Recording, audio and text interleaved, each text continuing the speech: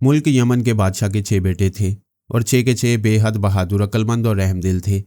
बादशाह ने अपनी सल्तनत को 6 हिस्सों में तकसीम करके एक एक शहजादे को एक एक हिस्से का सरदार बनाया हुआ था। सारे के सारे शहजादे इंतहाई अदल इंसाफ और रहमदिली से अपने अपने हिस्से की रियाया की खबरगिरी करते, इसलिए बादशाह इंतहाई इत्मीनान से हुकूमत करता रहता। उसे हर तरफ से शहजादों की तारीफ़ें ही सुनने को मिलती। वो खुदा का शुक्र बजा लाता कि अल्लाह ताला ने उसे ऐसे नेक, बहादुर और अक्लमंद बेटे दिए हैं। एक रोज़ बैठे बैठे उसे ख्याल आया कि उसके मरने के बाद कहीं बादशाह बनने के लिए शहजादों के दरमियान जंग ना शुरू हो जाए, क्योंकि उसे उड़ती उड़ती एक इतला मिली थी कि छोटे बेटे सबसे बड़े बेटे को वलीअहद तस्लीम नहीं करते, बल्कि हर शहजादा अपनी जगह यही समझता है कि बादशाह के मरने के बाद बादशाह बनने का हक उसी को हासिल है, क्योंकि वो बाकी भाइयों से ज़्यादा अक्लमंद, ज़्यादा बहादुर और ज़्यादा रहमदिल है। चुनाचे बादशाह ने फैसला कर लिया कि वो अपनी ज़िंदगी में ही इस बात का फैसला कर दे कि उसके मरने के बाद कौन बादशाह बनने का ज़्यादा हकदार है। रिवाज के मुताबिक तो वलीअहद उसका बड़ा बेटा था, लेकिन जब दूसरे शहजादे उसे वलीअहद तस्लीम नहीं करते तो फिर यकीनन उसके मरने के बाद भाइयों के दरमियान जंग शुरू हो जाएगी और इस तरह मुल्क तबाह हो जाएगा। चुनाचे उसने इस बारे में वज़ीर आज़म से मशवरा करने का फ़ैसला किया, क्योंकि बूढ़ा वज़ीर आज़म बेहद अक्लमंद था। पूरा मुल्क उसकी अक्लमंदी को तस्लीम करता था। बादशाह ने वज़ीर आज़म को अपने ख़ास कमरे में तलब कर लिया। हाजिर हो सकता हूँ हजूर। थोड़ी देर बाद बूढ़े वज़ीर आज़म की आवाज़ सुनाई दी।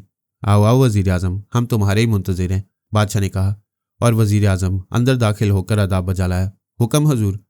वज़ीर आज़म ने सलाम करते हुए कहा, आओ बैठो, हमने तुमसे आज एक ख़ास मशवरा करना है। बादशाह ने अपने करीब रखी हुई कुर्सी की तरफ इशारा करते हुए कहा।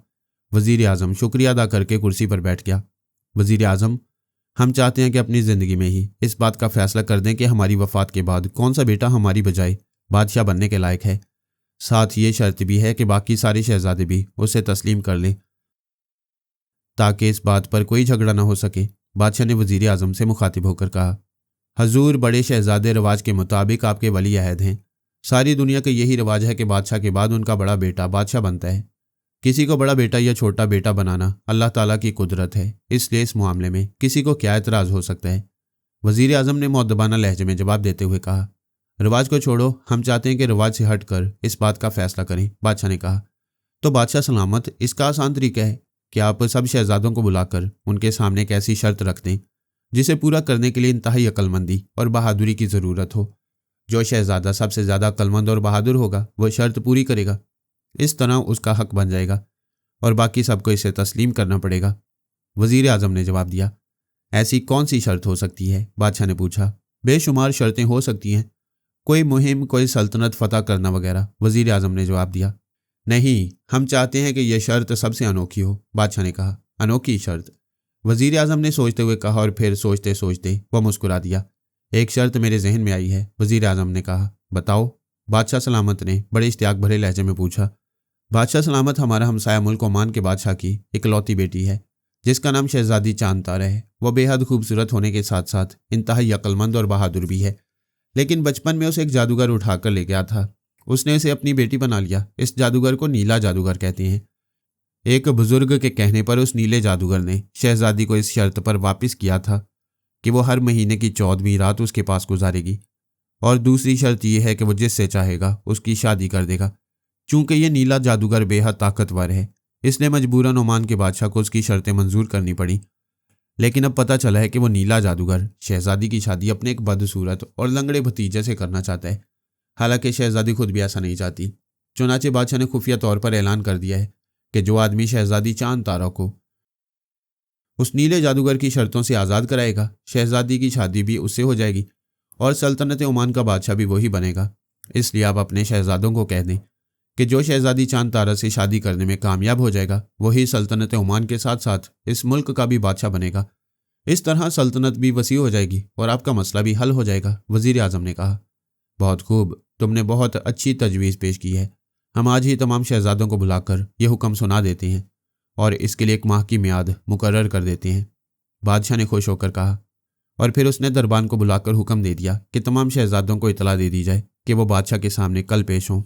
चंद रोज़ बाद तमाम शहजादे बादशाह के सामने पेश हो गए और बादशाह ने जब वलीअहद बनने के लिए यह शर्त रखी तो 4 बड़े शहजादों ने इस शर्त को पूरा करने से इनकार करते हुए बादशाह से कहा, क्योंकि वो अपने सबसे बड़े भाई को अपने बाप की जगह समझते हैं और उनका बड़ा भाई है भी बहुत मेहरबान और शफीक। सबसे बड़े लड़के ने भी यही कहा कि उसे सल्तनत और बादशाहत की इस कदर ख्वाहिश नहीं है कि वो अपने छोटे भाइयों से इस मामले में झगड़ा करे। इसलिए अगर उसका कोई भाई उसकी जगह वली-अहद बनना चाहता है तो उसे कोई एतराज़ नहीं। बादशाह शहजादों की आपस में इस कदर मोहब्बत देखकर बेहद खुश हुआ और उसके दिल में जो खतरा था वो दूर हो गया। लेकिन अचानक उसे ख्याल आया कि सबसे छोटा शहजादा, जिसका नाम शहजादा परवेज़ था, उसने कोई बात ना की थी और खामोश बैठा हुआ था। शहजादा परवेज़, तुमने कोई जवाब नहीं दिया। क्या तुम अपने बड़े भाई को वली-अहद नहीं मानते और ये शर्त पूरी करने का इरादा रखते हो? बादशाह ने पूछा। अब्बा हजूर, जितनी मोहब्बत मुझे अपने बड़े भाइयों से है उतनी तो शायद आज तक किसी को भी ना होगी।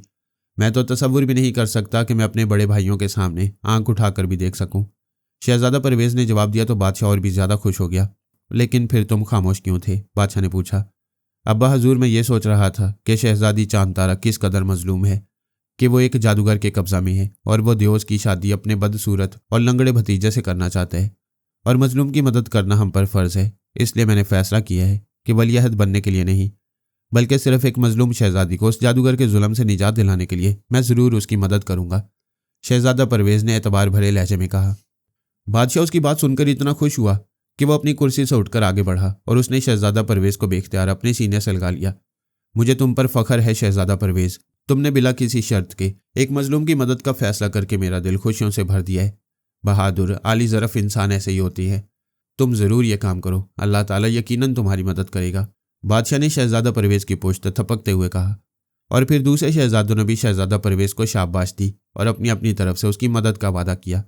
मुझे सिवाय अल्लाह ताला के और किसी की मदद की ज़रूरत नहीं, अलबत्ता सिर्फ दुआओं की ज़रूरत है और मुझे यकीन है कि अब्बा हजूर और आप सब भाई मेरे लिए दुआ ज़रूर करेंगे। शहजादा परवेज़ ने मुस्कुराते हुए जवाब दिया। हम सब तुम्हारे लिए दुआ ज़रूर करेंगे, लेकिन बेटे दुआ के साथ साथ दवा की भी ज़रूरत होती है। आखिर नीला जादूगर इंतहाई ताकतवर जादूगर है, इसलिए हम तुम्हारी मदद के लिए एक बुज़ुर्ग को बुलाते हैं। वो बहुत बड़े बुज़ुर्ग हैं, ज़रूर उनके पास कोई चीज़ होगी जिसकी मदद से तुम नीले जादूगर से मुकाबला कर सको। बादशाह ने कहा। अब्बा हजूर, अगर वो वाकई बड़े बुजुर्ग हैं तो फिर उन्हें यहाँ बुलाने की बजाय मुझे उनका पता बता दीजिए, मैं खुद उनकी खिदमत में हाजिर हो जाऊँगा। बुजुर्गों को बुलाया नहीं जाता, उनकी खिदमत में हाजिरी दी जाती है। शहजादा परवेज़ ने कहा तो बादशाह उसकी सादतमंदी पर और भी ज़्यादा खुश हो गया। उसने शहजादा परवेज़ को उस बुजुर्ग का पता बताया जो एक पहाड़ी पर बनी हुई झोंपड़ी में अकेले रहते थे। ये बुजुर्ग बज़ाहिर तो लकड़हारे का काम करते थे, जंगल से लकड़ियां काटकर बाजार में फ़रोख्त करते और फिर वहां से खाने पीने की चीज़ें लेकर रात को अपनी झोंपड़ी में चले जाते और सारी रात अल्लाह की इबादत में गुजार देते। बादशाह ने कई बार उनका वजीफ़ा मुकर्रर करने की कोशिश की ताकि उन्हें मजदूरी करने की तकलीफ से निजात मिल जाए, लेकिन बुजुर्ग लकड़हारे ने यह वजीफ़ा कबूल करने से इनकार कर दिया। उनका कहना था कि वो अपने लिए खुद रिज़्क़ हलाल कमाना चाहते हैं, क्योंकि रिज़्क़ हलाल के बगैर इबादत भी कबूल नहीं होती। तो फिर मुझे बाजार जाना चाहिए या जंगल में या रात को उनकी झोंपड़ी में, उनसे कहाँ मिलना चाहिए? शहजादा परवेज़ ने पूछा। बेटे, तुम उनसे जंगल में जाकर मिलो, क्योंकि रात को उनकी झोंपड़ी किसी को नजर नहीं आती और बाजार में वो किसी से बात नहीं करते। बादशाह ने जवाब दिया। तो शहजादा जंगल में जाकर बुजुर्ग लकड़हारे से मिलने के लिए तैयार हो गया। फिर बादशाह और भाइयों से मिलकर और उनकी दुआएं लेकर शहजादा घोड़े पर सवार होकर शाही महल से निकला और तेजी से घोड़ा दौड़ाता जंगल की तरफ रवाना हो गया। उसने अपने साथ आने वाले शाही दस्ते को भी रोक दिया था। जंगल में पहुंचते पहुंचते उसे दोपहर हो गई, लेकिन जंगल चूंकि काफ़ी घना था इसलिए वहां गर्मी ना थी, बल्कि अजीब सी ठंडक थी। शहजादे ने घोड़े को एक तरफ घास चरने के लिए छोड़ दिया और खुद लकड़हारे की तलाश में घने जंगल में दाखिल हो गया। लेकिन 2 घंटे मुसलसल घूमने और फिरने के बावजूद उसे बुजुर्ग लकड़हारा कहीं नजर न आया। वो पैदल चलते चलते बुरी तरह थक गया था, इसलिए एक दरख्त के तने से पुश्त लगाकर बैठ गया। थकावट की वजह से उसे नींद आने लगी और चंद लम्हों बाद वो गहरी नींद सो गया। शहजादे, क्या सोने से तुम किसी मजलूम की मदद कर सकते हो? अचानक शहजादे को एक आवाज़ सुनाई दी तो वह हड़बड़ा कर जाग उठा। उसने जल्दी से इधर उधर देखा ताकि बोलने वाले को तलाश कर सके, लेकिन वहां सिर्फ परिंदों और छोटे जंगली जानवरों के सिवा और कोई ना था। यह आवाज़ शायद किसी फरिश्ते की थी। ठीक है, मुझे वाकई सोना नहीं चाहिए, काहली और सुस्ती से तो कोई काम भी नहीं हो सकता, शहजादे ने सोचा और उठकर एक बार फिर बुजुर्ग लकड़हारे को तलाश करने में मसरूफ हो गया। घूमते घूमते वह जंगल की शुमाली सिमत गया तो उसे दूर से लकड़ियां काटने की आवाज़ सुनाई दी। यह आवाज़ सुनकर वह चौंक पड़ा और जल्दी से उस तरफ दौड़ा जिधर से आवाज़ सुनाई दी थी। थोड़ी देर बाद वह एक बड़े दरख्त के पास पहुंच गया। उसने देखा कि एक सफ़ेद दाढ़ी वाला आदमी जिसके सर पर पगड़ी बंधी हुई थी लकड़ियां काट रहा था। शहजादा समझ गया कि यही बुजुर्ग है। चुनाचे उसने जाकर अदब से सलाम किया और फिर उसने अपना तारुफ कराया और बताया कि वो उनसे मदद हासिल करने आया है। तुम्हारा जज्बा तो नेक है शहजादे, लेकिन नीला जादूगर बेहद ताकतवर है, तुम उससे मुकाबला नहीं कर सकोगे। इसके साथ साथ ये भी बता दूं कि नीला जादूगर बुरा भी नहीं, वो किसी को तंग भी नहीं करता। सिर्फ शहजादी चांद तारा उसे प्यारी लगी तो उसने उसे बेटी बना लिया और अब उसे वाकई अपनी बेटी समझता है। इसलिए उसकी ख्वाहिश है कि वह अपने भतीजे से उसकी शादी कर दे, लकड़हारे ने कहा। लेकिन यह भी तो जुल्म है बुजुर्ग कि किसी को उसकी मर्जी के खिलाफ जिंदगी गुजारने पर मजबूर किया जाए। शहजादे ने मुअद्दबाना लहजे में जवाब देते हुए कहा। हाँ, चूंकि शहजादी ऐसा नहीं चाहती, इसलिए ये वाकई जुल्म है, बुजुर्ग ने सर हिलाते हुए कहा। तो फिर ए बुजुर्ग बाबा, आप मेरी मदद करें, मैं शहजादी को इस जुल्म से निजात दिलाना चाहता हूँ, शहजादे परवेज ने कहा। हमें मालूम है कि तुम इंतहाई बहादुर और सादतमंद हो। बादशाह हमें बुलाना चाहता था, लेकिन तुमने उसे बुलाने से मना कर दिया और तुम खुद यहाँ चले आए। ठीक है, अगर तुम चाहते हो कि तुम्हारी मदद की जाए तो फिर ऐसा करो कि जंगल से लकड़ियाँ तोड़ो और इसका गट्ठा बनाकर सर पर उठाओ और हमारे साथ बाजार चलो, बुजुर्ग ने कहा। जो हुक्म बुजुर्ग बाबा, शहजादे परवेज ने कहा और उसने हाथों से लकड़ियाँ तोड़नी शुरू कर दी। गो वो शहजादा था और उसने कभी सख्त काम न किया था, लेकिन वो इंतहाई सादतमंद था, इसलिए वह बुजुर्ग बाबा का हुक्म भी न टाल सकता था। हाथों से लकड़ियाँ तोड़ने की वजह से उसके हाथों पर जख्म आ गए और इन जख्मों से खून रिसने लगा, लेकिन उसने परवाह न की। उसका सारा जिस्म पसीने से शराबूर हो गया, लेकिन वो अपने काम में लगा रहा। शाम तक उसने लकड़ियों का एक बड़ा ढेर तोड़ लिया। ये ढेर बुजुर्ग बाबा के ढेर से भी बड़ा था। हालांकि बुजुर्ग बाबा एक छोटी सी कुल्हाड़ी की मदद से लकड़ियां काट रहा था। शाबाश, तुमने वाकई हिम्मत की है। अब इस गट्ठे को उठाकर सर पर रखो और मेरे साथ चलो, लकड़हारे ने खुश होकर कहा।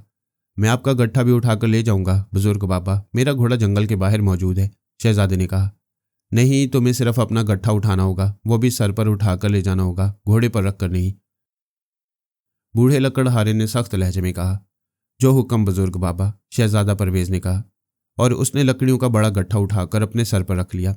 बुजुर्ग ने भी अपना छोटा सा गट्ठा अपने सर पर रखा और दोनों आगे पीछे चलते हुए शहर की तरफ रवाना हो गए। शहजादे के सर पर रखा हुआ गट्ठा इतना बड़ा और वजनी था कि शहजादे की कमर दोहरी हुई जा रही थी। उसने जोश में आकर काफ़ी लकड़ियां तोड़ डाली थीं, इसलिए उसका गट्ठा काफ़ी बड़ा हो गया था। शहजादा लाडो प्यार में पला हुआ था। वह घोड़ेबाजी, निशानाबाजी और तलवार चलाने के फन में तो माहिर था, लेकिन उसने इस किस्म की मजदूरी कभी ना की थी, इसलिए उसकी हालत खराब होती जा रही थी। लेकिन वो एक बाहिम्मत नौजवान था, इसलिए किसी न किसी तरह गट्ठा उठाए बुजुर्ग के पीछे चलता रहा। जंगल से निकलकर जब वो आबाद इलाके में दाखिल हुए तो लोग ये देखकर हैरान रह गए कि शहजादा परवेज लकड़ियां उठाए हुए है और शहजादे का पूरा जिस्म पसीने में शराबूर हो गया था। वजन की वजह से उसकी कमर दोहरी हो रही थी और उसकी टांगें कांप रही थीं। इसलिए कई लोगों ने आगे बढ़कर शहजादे की मदद करना चाही, लेकिन शहजादे ने इनकार कर दिया और फिर आखिरकार वो दोनों बाजार पहुंच ही गए। शहजादे ने लकड़ियों का गट्ठा सर से उतारा और इत्मीनान का सांस लिया। अब इसे फरोख्त करो, बुजुर्ग ने कहा और शहजादे ने सर हिला दिया। कई गाहक लकड़ियां खरीदने आए, लेकिन वो लकड़ियां देखकर बगैर खरीदे चले जाते। इधर बुजुर्ग का गट्ठा फौरन बिक गया। तुम इन्हें फरोख्त करके बाजार से एक तस्बीह खरीद कर मेरे पास पहाड़ी पर आ जाना, फिर मैं तुम्हारी मदद करूंगा, बुजुर्ग ने कहा और चला गया। अब तो शहजादा बेहद परेशान हुआ। उसके पास अशरफियों की थैलियां थीं। वो चाहता तो एक क्या, हजारों तस्बीहां खरीद लेता, लेकिन चूंकि बुजुर्ग का हुक्म था कि लकड़ियां फरोख्त करके तस्बीह खरीदनी है, इसलिए वो मजबूर था। लेकिन रात पड़ गई और किसी ने उसकी लकड़ियां ना खरीदी। अब बाजार भी बंद होने लग गया। अब तो शहजादा वाकई बेहद परेशान हो गया। थोड़ी देर बाद एक बूढ़ी औरत लकड़ी टेकती हुई उसके करीब आई और उसने लकड़ियां खरीदने की ख्वाहिश जाहिर की। शहजादा बेहद खुश हुआ। उसने उसे थोड़ी सी कीमत बताई, लेकिन बुढ़िया ने उसे बताया कि उसके पास तो पैसे ही नहीं है। शहजादा ये सुनकर और परेशान हो गया। बेटे, मैं इन लकड़ियों के बदले अपनी तस्बीह तुम्हें दे सकती हूँ। मेरे पास इस तस्बीह के अलावा और कुछ नहीं है। सर्दी बहुत ज़्यादा है और अगर लकड़ियाँ रात को ना जलाई गई तो मैं और मेरे बच्चे सर्दी से ठिठर कर मर जाएंगे, बूढ़ी औरत ने कहा। ठीक है अम्मा, आप मुझे तस्बीह दे दें और लकड़ियाँ ले लें, मुझे यह सौदा मंजूर है, शहजादे ने खुश होते हुए कहा, क्योंकि उसने भी तो तस्बीह ही खरीदनी थी। उसने सोचा कि चलो नई ना सही, पुरानी ही सही।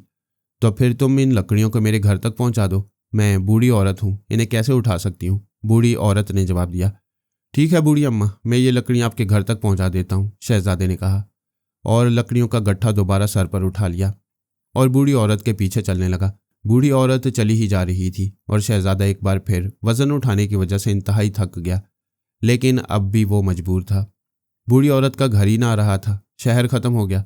आखिरकार एक पहाड़ी के दामन में उसे एक पुराना सा मकान नजर आ गया और जब बूढ़ी औरत ने बताया कि ये उसका मकान है तो शहजादे ने इत्मीनान का सांस लिया। बूढ़ी औरत ने दरवाज़ा खोला और शहजादे को अंदर ले गई। अंदर वाकई 4 छोटे और मासूम बच्चे बैठे हुए थे जिनके जिस्म पर कपड़े ना होने के बराबर थे। घर की हालत भी बेहद खस्ता थी। ये मेरे पोते हैं, इनका बाप मर गया है, बूढ़ी औरत ने शहजादे को बताया। ओह, तो आप इन्हें किस तरह पालती हैं? आपको चाहिए था कि आप बादशाह सलामत को दरख्वास्त देती, वो आपका वजीफ़ा मुकर्रर कर देते। शहजादे ने उन बच्चों की हालत देखकर अफसोस भरे लहजे में कहा, बादशाह सलामत तो बेहद सखी हैं, वो ज़रूर ऐसा करते, लेकिन मेरी गैरत ने गवारा नहीं किया कि मैं इन्हें खैरात पर पालूं, इसलिए मैं सारा दिन मेहनत करती हूँ, कपड़ों पर फूल काटती हूँ और फिर यह कपड़ा बेचकर रोटी का सामान ले आती हूँ। लेकिन पिछले कई दिनों से मैं बीमार थी, इसलिए काम न कर सकी, तब से ये भी भूखे हैं, बूढ़ी औरत ने जवाब दिया। और फिर उसने एक तरफ रखे हुए मुसल्ला पर पड़ी पुरानी सी तस्बीह उठाई और इसे शहजादे की तरफ बढ़ा दिया। बेटे, इस तस्बीह पर मैंने करोड़ों दफ़ा अल्लाह का नाम पढ़ा होगा, इसलिए ये अगर कोई सोचे तो इंतहाई कीमती तस्बीह है, वरना इस पुरानी तस्बीह की बज़ाहिर तो कोई कीमत नहीं, बूढ़ी औरत ने कांपते हुए लहजे में कहा। यह मेरे लिए अजीम तोहफा है बूढ़ी अम्मा, शहजादे ने तस्बीह लेकर जेब में डालते हुए कहा। और फिर उसने जेब में मौजूद अशरफियों की कई थैलियाँ निकाली और बूढ़ी अम्मा की तरफ बढ़ा दी। मैंने आपको अम्मा कहा है, इसलिए आज से आप मेरी माँ हैं और ये मेरे छोटे भाई, और ये मेरी तरफ से एक हकीर सा तोहफा है आपके लिए और अपने छोटे भाइयों के लिए। मैं एक मुहिम पर जा रहा हूँ, वहाँ से वापसी पर एक बार फिर हाजिर होऊंगा, शहजादे ने कहा। पहले तो बूढ़ी औरत ने अशरफियाँ लेने से इनकार कर दिया, लेकिन जब शहजादे ने बेहद मेहनत की और कहा कि ये खैरात नहीं बल्कि तोहफा है तो बूढ़ी औरत ने इन्हें कबूल कर लिया। शहजादा बूढ़ी औरत को लेकर खुद बाजार गया और उसने बच्चों के नए कपड़े और उनके लिए खाने पीने का ढेर सा सामान खरीदा और सामान खुद उठाकर वापस बूढ़ी औरत के घर पहुंचाया। बूढ़ी औरत ने उसे ढेरों दवाएं दी तो शहजादा बेहद खुश हुआ और उसने बूढ़ी औरत से इजाज़त ली और अब वह बुजुर्ग की झोंपड़ी की तरफ चल पड़ा। बुजुर्ग की झोंपड़ी तक पहुंचते पहुंचते उसे रात हो गई। इस बार बुजुर्ग ने झोंपड़ी से बाहर निकलकर उसका इस्तकबाल किया और उसे गले से लगा लिया। तुम वाकई बाहिम्मत, बहादुर, सादतमंद और नेक हो, इसलिए अब तुम्हारी कामयाबी में मुझे कोई शक नहीं रहा। और यह भी सुन लो कि जो तस्बीह तुमने मजदूरी के एवज बूढ़ी औरत से ले ली है, ये दुनिया की सबसे बड़ी दौलत है। जब तक ये तस्बीह तुम्हारे पास रहेगी, दुनिया की कोई ताकत तुम्हारा कुछ न बिगाड़ सकेगी। बूढ़े ने कहा तो शहजादा बेहद खुश हुआ। फिर बूढ़े ने उसे दूर एक पहाड़ी के मुतल्लिक बताया जहां वो नीला जादूगर रहता था। चुनाचे शहजादा उसी तरफ चल पड़ा। उसका घोड़ा चूंकि जंगल के करीब था और जंगल से काफ़ी दूर था, इसलिए शहजादा पैदल ही इस पहाड़ी की तरफ चल पड़ा। आज 14वीं की रात थी और चांद की रोशनी हर तरफ फैली हुई थी, इसलिए शहजादे को रास्ता तलाश करने में कोई मुश्किल पेश न आई। लेकिन सारा दिन मजदूरी करने और अब पैदल चलने की वजह से वो बुरी तरह थक गया था। चुनाचे बुजुर्ग की बताई हुई पहाड़ी तक पहुंचते पहुंचते वो इस कदर थक गया कि अब उसके कदम भी न उठते थे। उसने आगे चलने की कोशिश तो की, लेकिन अब उसकी हालत वाकई बेहद ख़राब हो गई थी, इसलिए वो आखिरकार एक कुएं की मुंडीर तक पहुंचकर तकरीबन गिर सा गया। ये बेहद पुराना और गहरा कुआं था। शहजादा इसकी मुंडीर पर सर रखकर थकावट की वजह से सो गया और फिर उसे ख्वाब में एक इंतहाई खूबसूरत शहजादी नजर आई और इसके साथ ही उसने ख्वाब में ही देखा कि कुएं में से अचानक गहरे नीले रंग के धुएं का बादल सा बाहर निकला और फिर इस धुएं में एक आदमी की शक्ल नजर आने लगी जिसके सर पर बड़े बड़े बाल थे, दाढ़ी और मूंछें भी थीं, लेकिन उसने जिस्म पर सिर्फ एक ज़ेर जामा पहना हुआ था। अलबत्ता उसके नाखून बड़े बड़े थे और उसके जिस्म और बालों का रंग नीला था।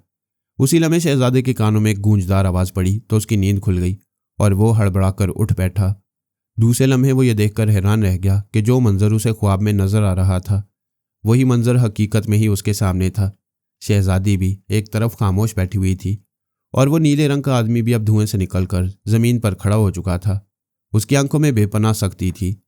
तो तुम शहजादी चांद तारा को मुझसे हासिल करने आए हो शहजादे परवेज? नीले आदमी ने, जो निस्बतन नीला जादूगर था, इंतहाई कड़कदार लहजे में कहा। हाँ, तुम शहजादी को अपने बदसूरत और लंगड़े भतीजे से शादी पर मजबूर करके उस पर जुल्म कर रहे हो, इसलिए मैं इसकी मदद करने आया हूँ, शहजादे ने बड़े बेखौफ से लहजे में कहा।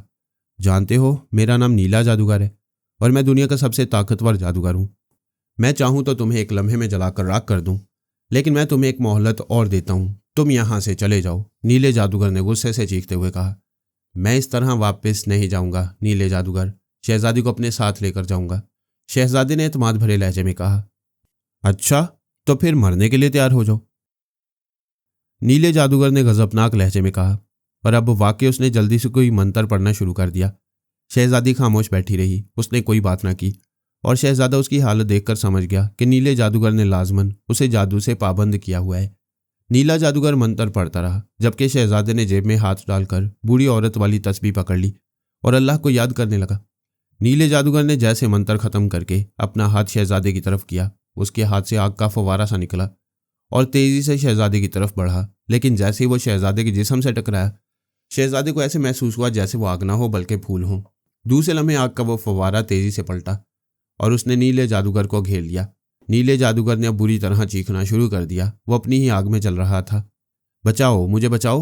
ओह, तुम्हारे पास तस्बीह है, इसकी वजह से मेरा जादू मुझ पर पलट गया है। वाकई मैं भूल गया था कि सबसे ताकतवर तो अल्लाह ताला है।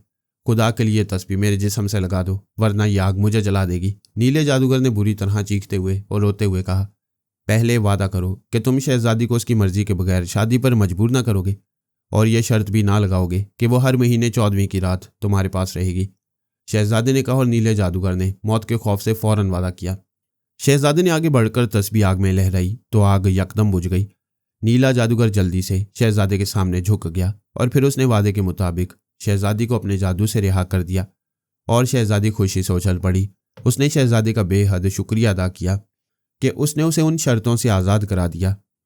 नीला जादूगर फौरन धुएं में तब्दील होकर वापस कुएं में गायब हो गया तो शहजादा शहजादी चांद तारा को साथ लेकर वापस चल पड़ा। और फिर कई रोज़ के सफ़र के बाद वह मुल्क ओमान में शहजादी के बाप बादशाह ओमान के पास पहुंच गया। बादशाह ओमान को जब शहजादी की बहादुरी का पता चला तो वो बेहद खुश हुआ। उसने शहजादी चांद तारा से पूछा कि क्या उसकी शादी शहजादे परवेज से कर दी जाए, तो शहजादी चांद तारा ने हाँ में सर हिला दिया। चुनाचे बादशाह ने दोनों की शादी का ऐलान कर दिया और फिर पूरी सल्तनत ओमान में 8 रोज़ तक जश्न मनाया जाता रहा। शादी के बाद शहजादी के बाप ने अपनी सल्तनत भी शहजादे परवेज के हवाले कर दी और खुद अल्लाह की याद में मसरूफ़ हो गया। शहजादा परवेज और शहजादी चांद तारा इस शादी से बेहद खुश थे। इसके बाद शहजादा परवेज शहजादी चांद तारा को लेकर अपने बाप के पास पहुंचा तो वहां उसके भाई भी मौजूद थे। वो सब भी शहजादे की कामयाबी पर बेहद खुश हुए और शहजादा परवेज शहजादी चांद तारा हंसी खुशी ज़िंदगी बसर करने लगे। प्यारे दोस्तों, आपसे गुजारिश है कि अगर कहानी पसंद आई तो लाइक कीजिए। ऐसी मज़ीद कहानियाँ सुनने के लिए चैनल को सब्सक्राइब करें। शुक्रिया।